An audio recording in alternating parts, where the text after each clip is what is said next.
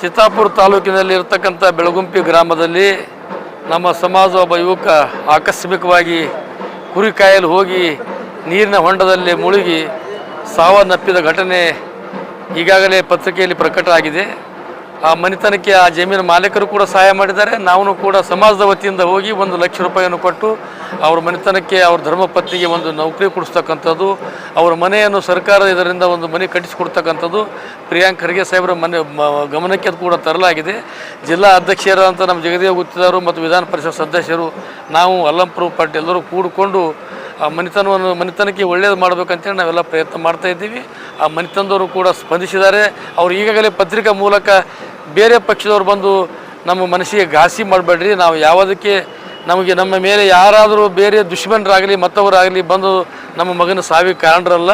ನಮ್ಮ ಮಗ ಆಕಸ್ಮಿಕವಾಗಿ ನಿಧನ ಹೊಂದಿದ್ದಾನೆ, ಅದಕ್ಕಾಗಿ ಇದಕ್ಕೆ ರಾಜಕೀಯ ಮಾಡೋದು ಬೇಡ್ರಿ, BJP ಅವ್ರನ್ನ ಮನೆಗೆ ಬರಬೇಡ್ರಿ ಅಂತೇಳಿ ಈಗಾಗಲೇ ಅವ್ರು ಹೇಳಿದ್ರು ಕೂಡ ಬೈ ಫೋರ್ಸ್ ಮಾಡಿ BJP ಅವ್ರ ಮನೆಗೆ ಹೋಗೋದು, ಅಲ್ಲಿ ಕೋಮು ಗಲಭೆ ಸೃಷ್ಟಿ ಮಾಡ್ತಕ್ಕಂಥದ್ದು ಮತ್ತು ಪ್ರಿಯಾಂಕ್ ಖರ್ಗೆ ಮೇಲೆ ಇಲ್ಲ ಸಲ್ಲದ ಆರೋಪ ಮಾಡ್ತಕ್ಕಂಥ ಕೆಲಸ ಏನು ಮಾಡ್ತಿದ್ದಾರೆ ಅದು ಒಳ್ಳೆಯ ಬೆಳವಣಿಗೆ ಅಲ್ಲ, ಖಂಡನೆ ಮಾಡ್ತೀವಿ. ಆಮೇಲೆ ಈ ಮರಳು ಮಾಫಿಯಾದ ಬಗ್ಗೆ ಪ್ರಿಯಾಂಕ್ ಖರ್ಗೆರಿಗೆ ಏನಪ್ಪ ಗೊತ್ತು, ಪಾಪ ಅವರೆಲ್ಲನೂ ಅವರೇ ಕುಂತು ಕಾಯ್ಬೇಕು. ಇವರು ಖಂಡಿತವಾಗಿ ನಮ್ಗೆ ಮತ್ತು ಅಲ್ಲಂಪುರ ಪಾಟೀಲ ಸಮಕ್ಷಮದಲ್ಲಿ ನಮ್ಮ ಜಿಲ್ಲಾ ಅಧ್ಯಕ್ಷರ ಸಮಕ್ಷಮದಲ್ಲಿ ಯಾರೇ ಮರಳುಗಾರಿಕೆ ಮಾಡಿದ್ರೆ ಖಂಡಿತವಾಗಿ ಅವ್ರ ಮೇಲೆ ಕ್ರಮ ಕೈಗೊಳ್ಳಬೇಕು, ಅವ್ಯವಹಾರ ಆಗಬಾರ್ದು ಅಂತೇಳಿ ಈಗಾಗಲೇ ಖಡಕ್ಕಾಗಿ ಪೊಲೀಸ್ ಇಲಾಖೆಯವರು ಸೂಚನೆ ಕೊಟ್ಟಿದ್ದಾರೆ. ಅದರ ಬಗ್ಗೆಯೂ ಕೂಡ ಮೇಲ BJP ಅವರು ಮಾತೆತ್ತರೆ ಪ್ರಿಯಾಂಕ್ ಖರ್ಗೆ ಎಲ್ಲನೂ ಆರೋಪ ಮಾಡಿ ಅವ್ರಿಗೆ ತೇಜೋವಧೆ ಮಾಡ್ತಕ್ಕಂಥ ಕೆಲಸ ಮಾಡ್ತಾರೆ. ಇದು ಸಾಧ್ಯ ಇಲ್ಲ. ಕಲ್ಯಾಣ ಕರ್ನಾಟಕ ಭಾಗದಲ್ಲಿ ಅದು ಮಂತ್ರಿಮಂಡಲದಲ್ಲಿ 32 ಮಂತ್ರಿಗಳಲ್ಲಿ ಅತ್ಯಂತ ಪ್ರಭಾವಿ ಮಂತ್ರಿಯಾಗಿ ಉತ್ತಮ ಕೆಲಸಗಳು ಮಾಡ್ತಾ ಇದ್ದಾರೆ.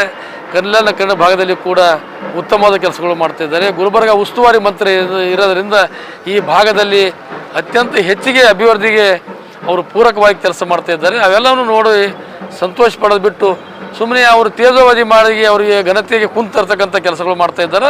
ಜಿಲ್ಲಾ ಕಾಂಗ್ರೆಸ್ ಪಕ್ಷ ಖಂಡನೆ ಮಾಡ್ತದೆ, ನಾವೆಲ್ಲರೂ ಖಂಡನೆ ಮಾಡ್ತೀವಿ.